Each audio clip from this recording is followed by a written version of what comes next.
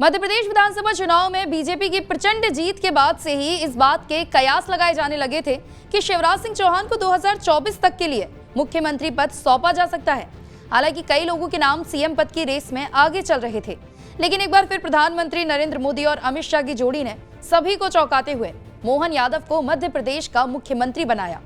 छत्तीसगढ़ में आदिवासी चेहरे वाले विष्णुदेव साय को सीएम बनाया गया, जबकि मध्य प्रदेश में एक यादव को सीएम बनाकर प्रधानमंत्री मोदी ने 2024 की पटकथा लिख दी। बीजेपी को आगामी लोकसभा चुनाव में सबसे ज्यादा कड़ी चुनौती बिहार और यूपी में मिल सकती है। इसी को देखते हुए पार्टी ने एक यादव को सीएम बनाकर दोनों ही प्रदेशों में एक बेहतर जातिगत कार्ड खेला है।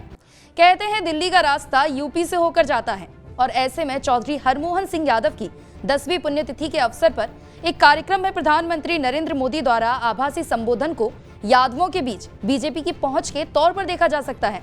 पूर्व सांसद और समाजवादी पार्टी के संरक्षक मुलायम सिंह यादव के करीबी सहयोगी हरमोहन सिंह यादव महासभा के संस्थापक भी थे। 1989 में जब मुलायम यूपी के मुख्यमंत्री बने तो हरमोहन सिंह का प्रभाव और बढ़ गया। लोग हरमोहन सिंह को मिनी सीएम और मुलायम खुद उन्हें छोटे साहब कहकर संबोधित करते थे। यूपी की 24 करोड़ आबादी में यादवों की हिस्सेदारी करीब 9 से 10% है। इसके साथ ही प्रदेश में 54 जिले हैं। इनमें से 12 जिलों में यादवों की आबादी लगभग 20% है, जिसमें आजमगढ़, देवरिया, गोरखपुर, बलिया, गाजीपुर, बनारस, जौनपुर, बदायूं, मैनपुरी, एटा, इटावा और फर्रुखाबाद और कुछ अन्य जिलों में यादवों का दबदबा है। Centre for the study of developing societies द्वारा किए गए एक चुनावी अध्ययन में कहा गया कि 2022 के विधानसभा चुनाव में 83% यादवों ने एसपी को वोट दिया। हालांकि इसके बावजूद 2022 के उत्तर प्रदेश विधानसभा चुनाव में भाजपा ने 8 जिलों मैनपुरी, इटावा, एटा, कासगंज, फिरोजाबाद, औरैया, कन्नौज और फर्रुखाबाद में फैली यादव भूमि की 29 सीटों में से 18 सीटें जीती, जबकि भाजपा की सहयोगी अपना दल को भी 1 सीट मिली और समाजवादी पार्टी को सिर्फ 10 सीटों से संतोष करना पड़ा। वहीं 2012 में यहां पर सपा को 29 में से 25 सीटें और भाजपा को केवल 1 सीट मिली थी, जबकि 1 सीट बसपा ने जीती थी और 2 सीटें निर्दलीय के खाते में गई थी।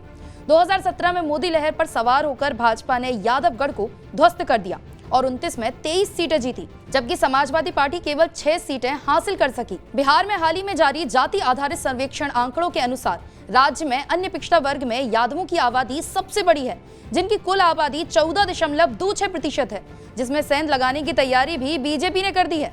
भारतीय जनता पार्टी की बिहार इकाई ने लगभग 21,000 से अधिक यदुवंशियों यानी कि यादव समुदाय के सदस्यों को पार्टी में शामिल कराया है।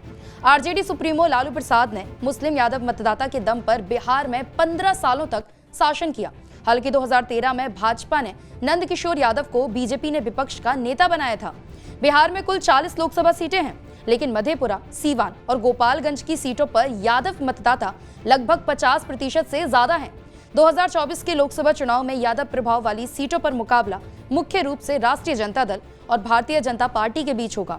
बिहार में मधेपुरा, सीवान, गोपालगंज, छपरा, हाजीपुर, पटना साहिब, गया, पूर्णिया और अररिया सीटों पर चुनाव परिणाम यादव मतदाताओं के रुख पर निर्भर करेगा।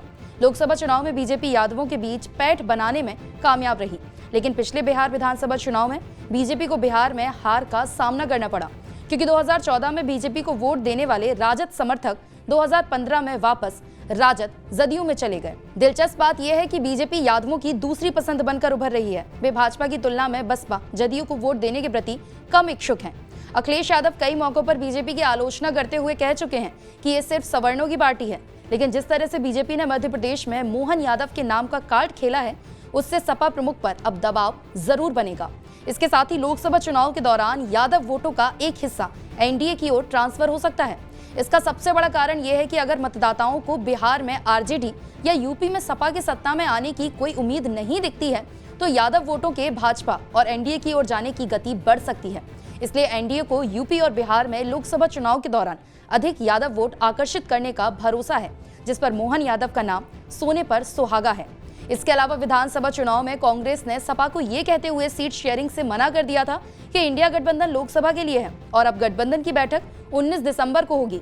सूत्रों की माने तो अखिलेश लोकसभा में 65 सीटों पर चुनाव लड़ने का मन बना चुके हैं, लेकिन मोहन यादव के सीएम बनने के बाद वो अब कांग्रेस को कम सीट देकर यूपी में खुद को सबसे बड़ी पार्टी और यादवों का सबसे बड़ा नेता बताने से पीछे नहीं हटेंगे।